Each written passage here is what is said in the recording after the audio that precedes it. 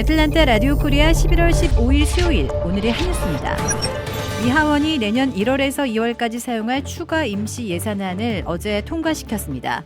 하원은 어제 본회의를 열고 지난 9월 말 처리된 임시 예산안이 종료되는 오는 17일 이후에 적용할 후속 임시 예산안에 대해 표결을 실시해 찬성 336표, 반대 99표로 가결 처리했습니다. 이에 따라 오는 17일 이후 우려됐던 미 연방정부의 일시 업무정지, 셧다운의 사태를 피할 가능성이 커졌습니다. 공화당 소속인 마이크 존슨 하원 의장이 주도한 이 예산안은 정부 부처별로 예산이 소진되는 시기를 다르게 정하는 것이 특징입니다. 이 안에는 민주당이 반대하는 대규모 예산 삭감을 포함하지 않았으며 민주당과 공화당 간의 이견이 드러나고 있는 우크라이나 및 이스라엘 패키지 지원 예산, 국경 통제 강화 예상 등도 빠졌습니다. 임시 예산안이 하원을 통과함에 따라 상원에서의 심의 및 처리 절차를 앞둔 가운데 상원의 양당 지도부는 이미 임시 예산안에 대한 지지 입장을 밝힌 바 있어 별다른 변수가 발생하지 않는 한 통과될 것으로 관측됩니다.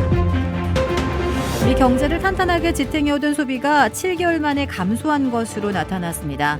오늘 미 상무부 발표에 따르면 미국의 10월 소매 판매는 7,050억 달러로 전월 대비 0.1% 감소했습니다. 다만 월스트리트저널이 집계한 전문가 전망치보다는 감소폭이 적었습니다. 소매 판매는 미국 전체 소비의 약 3분의 1을 차지하며 경제의 건전성을 가늠하는 평가 지표로 받아들여집니다. 앞서 시장 안팎에서는 팬데믹 기간 늘었던 미국 내 가계저축이 소진되고 대출 연체율이 높아지면서 연말을 앞두고 소비가 둔화할 것이라는 전망이 나온 바 있습니다. 시진핑 중국 국가주석이 미중 정상회담과 아시아태평양 경제협력체 APEC 정상회의 참석을 위해 어제 미국에 도착했습니다. 중국 관영신화통신에 따르면 시 주석은 어제 오후 2시 35분께 전용기 편으로 APEC 정상회의가 열리는 샌프란시스코에 도착했습니다. 시 주석의 미국 방문은 직전 트럼프 행정부 때인 2017년 이후 6년 만입니다. 미국 측에서는 제넷 옐런 재무장관과 게빈 뉴섬 캘리포니아 주지사 등 대표단이, 중국 측에서는 셰펑 주무대사 등이 공항에 나가 시 주석을 영접했습니다. 중국 공산당 중앙정치국 상무위원이자 서열 5위인 차이치 당 중앙서기처 서기와 왕이 당 중앙외사판공실 주임 겸 외교부장 등 소행원들도 전용기 편으로 공항에 도착했습니다. 공항과 시내로 향하는 도로 주변에는 미국에 거주하는 중국 교민들이 오성홍기와 성조기를 흔들며 시 주석 일행을 환영했습니다. 에이펙 회의 장소인 모스코니 센터 공원에는 경비행기 한 대가 중국 공산당의 종식, 중국의 자유화, 홍콩의 자유화, 위구르의 자유화라는 문구가 적힌 플래카드를 날리며 시위를 벌이기도 했습니다. 시 주석은 오늘 조 바이든 대통령과 두 번째 대면 정상회담을 갖고 우크라이나의 전쟁, 이스라엘 하마스 전쟁 등 글로벌 현안과 양국 관계 안정화 방안 등을 광범위하게 논의할 예정입니다.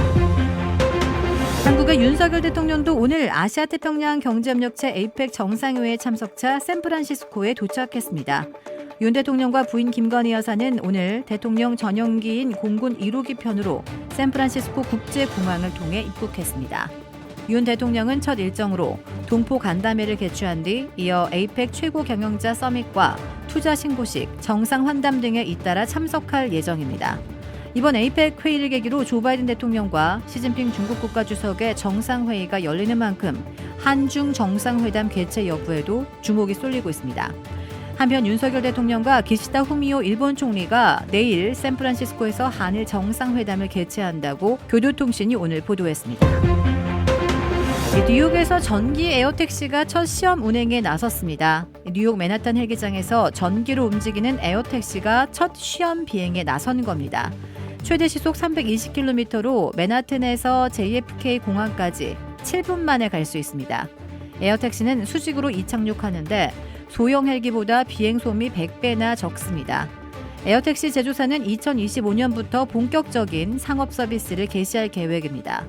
뉴욕시는 친환경 에어택시를 위한 아낌없는 지원을 약속했습니다. 내년 파리 하계올림픽 기간에도 에어택시가 요금 110유로로 시범 운영할 예정이어서 앞으로 몇 년 안에 에어택시 시장이 급성장할 전망입니다.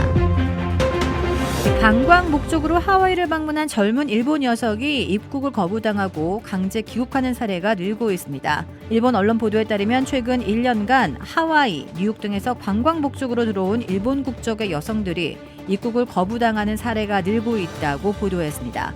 오사카에서 거주하는 한 여성 인플루언서는 매체와의 인터뷰를 통해 입국 심사에서 영어로 질문을 받았는데 무슨 말을 하는지 몰라서 호텔명을 말했더니 수상하다라면서 별실로 끌려갔고 또 옷이 많은 것이 수상하다라는 말을 들었다며 이후 이 여성은 27시간 동안 구금됐다가 결국 입국을 거부당하고 강제에 귀국했다고 전했습니다.